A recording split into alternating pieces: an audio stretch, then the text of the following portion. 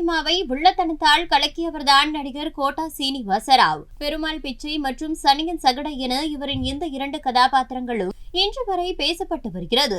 அந்த அளவிற்கு ரசிகர்கள் மனதில் வில்லனாக நீங்காத இடத்தை பிடித்தவர் இவர். இன்று நடைபெற்ற மக்களவைத் தேர்தலில் இவர் ஹைதராபாத் ஜூப்ளி ஹில்ஸ் பகுதியில் உள்ள வாக்குச்சாவடியில் தனது ஜனநாயக கடமையை ஆற்றினார். வயது முதிர்ந்து நடக்க முடியாமல் சீனிவாசராவ் நடந்து வாக்களித்து இருப்பது ரசிகர்களிடம் சோகத்தை ஏற்படுத்தியுள்ளது.